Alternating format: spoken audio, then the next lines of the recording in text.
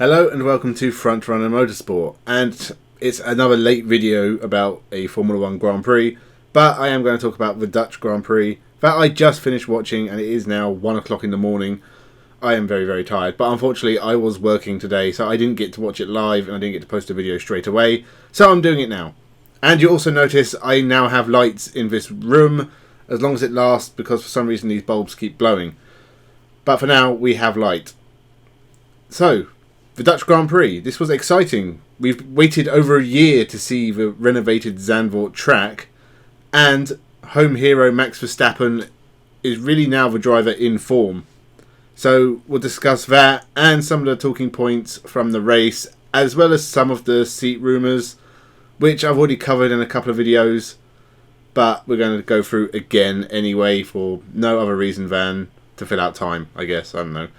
So, sit back, relax, and let's begin.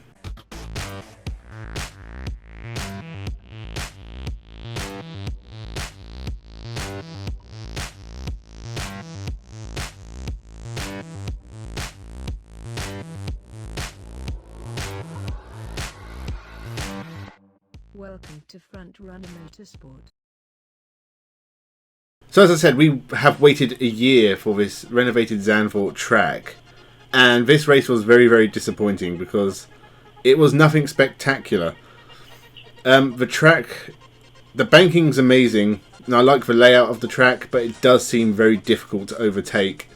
And we got some towards the end, I guess as different tyre levels sort of came into effect.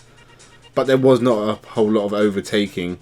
So this race was all about Max Verstappen and Lewis Hamilton at the front. Qualifying was interesting, not as interesting as last week, but we did see some big names suffer. Sergio Perez had another bad qualifying session. Lando Norris got caught out by the two Williams crashing. And we saw Giovinazzi in Q3, so that's a good result for him. Also, Kubica outqualified the Hasses on his return, which he might be in the car next week if Kimi Raikkonen's not recovered. So Raikkonen's out with COVID, which is a shame because he's just announced his retirement and now he's missing out on races. So Alonso is closing in on his record even faster. So Alonso will definitely have that next year. On to the race, and as I said, this was a bit of a procession. Not a whole lot of overtaking, especially at the front. But we saw Verstappen lead away early, and it took until the first round of pit stops for Mercedes to put on any pressure. They pitted Bottas late, so Verstappen was kind of caught a little bit of a sandwich for a little while, but he managed it pretty well.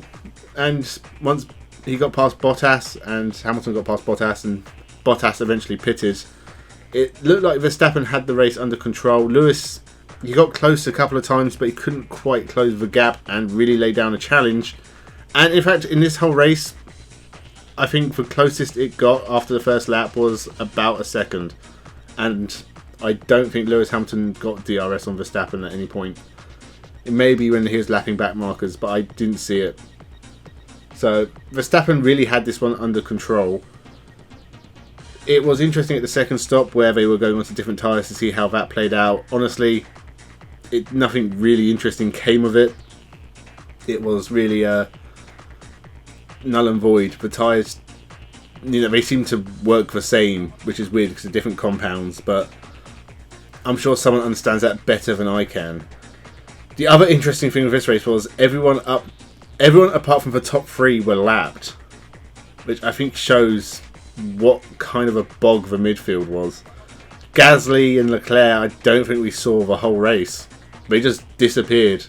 It's honestly like they're at a different track because they did not feature at all. They just quietly had good races in 4th and 5th. Gasly's been really on it this year. He's 8th in the championship in AlphaTauris. That's not easy. So he's doing a really good job, and he's doing it quietly. As for the Ferraris, they had a great race. Both scored points, and both ahead of the McLarens. Only Lando Norris scored 1 point for McLaren at this race. So Ferrari are ahead in the Constructors. Other than that, there was not a whole lot going on. We saw the Alpines did a good job. We saw Alonso make some good overtakes at the start. Giovinazzi could not hold on to his 7th place. He dropped back to something like 14th. That's a shame. He needs to impress at the moment to keep his seat. I don't think he's going to do it. I don't think the Alfa Romeo is good enough for a start. It was amazing seeing him get to Q3, but he just hasn't got the pace to stay in those top positions. Other than that, there was not a whole lot going on in this race. So Mazepin and Tsunoda were the only retirements, both with mechanical issues. There was the odd moment of contact. We saw Alonso made contact with Ocon, I think, and Giovinazzi. And later on we saw Perez and Norris make contact. But no punctures, no crashes, no real drama. There were just little taps here and there. Perez, he had an amazing race, but at the same time is still not good enough. He came up from 20th to finish 8th. And that's a good job, and we saw some good overtaking from him, but he needs to be close to Verstappen. He needs to really start closing in on Norris and Bottas as well. Really needs to help Red Bull get in the fight for the constructors. They were lucky in this one because the points for first, obviously it's quite a big gap between first and second, so they didn't lose too much. I think they dropped another 6 or 7 points. So Mercedes scored 34, and I think Red Bull must have scored like 29, so they only dropped like 5 more points to Mercedes. So it's still really close at the top of the constructors. I think it's literally like 10 points or something, or 12 points.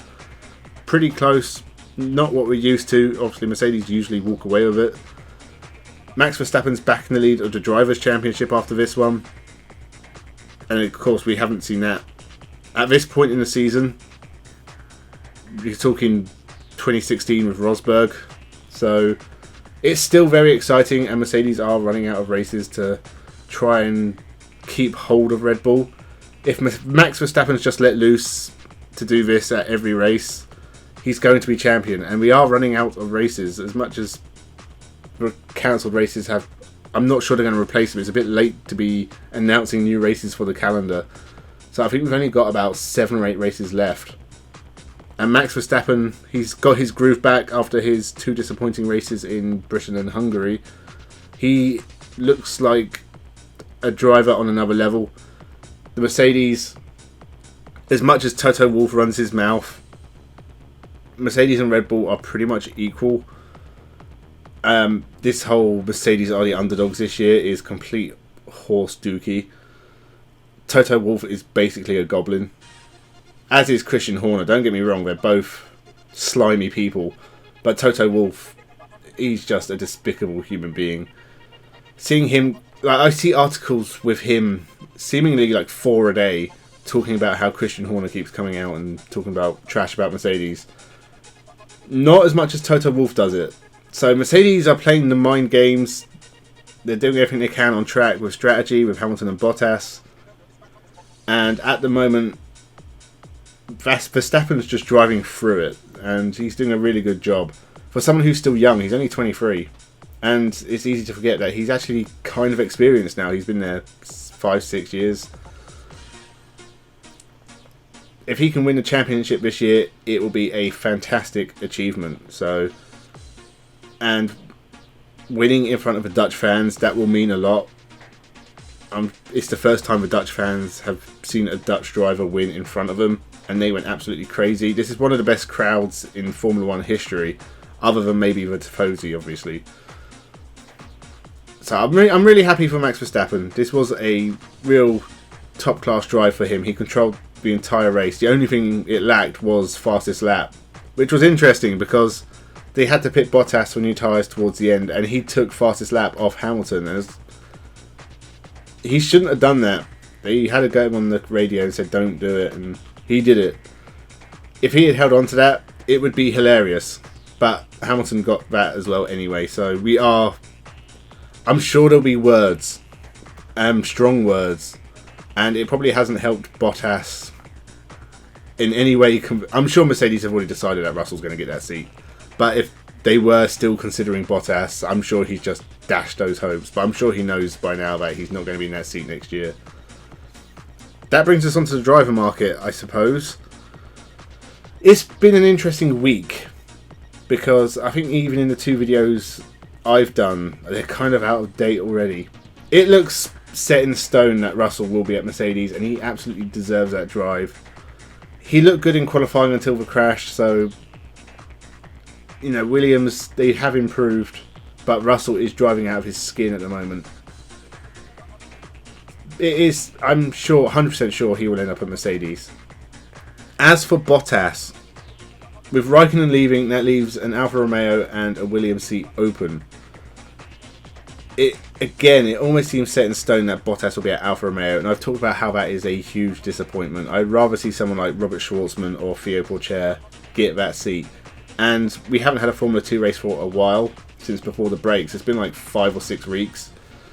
If Robert Schwartzman can turn up at the next one and really lay a claim for that championship, I'm sure Ferrari will be interested, at least, in getting him into Formula 1, and that might put a spanner in the works of Bottas at Alfa Romeo. The other interesting one was Alexander Albon going to Williams. Again, I saw a lot of talk about this was pretty much a done deal, but now we're seeing that Mercedes are saying they don't want a Red Bull back driver in a Mercedes powered team, which is really petty of them, but again, from a manufacturer perspective, makes sense. If that is the case and Albon doesn't get the drive, I really do hope they go for Nick de Vries. It's always interesting when you get drivers come from other worlds. We haven't seen a driver come from Formula E into Formula 1. That would be interesting for a start, but it's been a while since we've had like an IndyCar driver coming in, or Brendan Hartley coming in from endurance racing. As I said with Bottas, I would prefer it if he went into World Endurance. I think with all those manufacturers lining up to take part in Le Mans in the future, especially with the centenary of Le Mans coming up, I think he would be much better off with one of the manufacturers who are aiming for the Le Mans grid in the hypercars, even in a testing role for a couple of years as they get set to get on track. I think that role would suit him perfectly, and being at Le Mans, I think it matches his driving style as well. I think there's probably a few drivers on the grid you could say that for, but I think Bottas is probably the main one for me. As for the race seat, I mean, as I said, I think the Alfa Romeo seat's interesting because obviously they might have a complete change and we'll see 2 drivers come into Formula 1 or move around. It leaves seats open elsewhere, and it'll be interesting to see how they're filled. As much as I think that Bottas is set on stone for Alfa Romeo, I'm still not sure what their lineup's going to be. That's now true of Williams as well, so that's going to be the main interesting point in the driver market. Not many teams are going to change, I don't think. I think Alpine are going to keep the same drivers. McLaren probably will, Ferrari will, Red Bull definitely will, I think.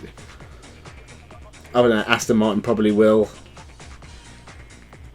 Who else is there? AlphaTauri will probably keep this lineup again, which is a shame because I want Gasly to get a top drive, but I don't think a seat's going to open unless Perez suddenly retires.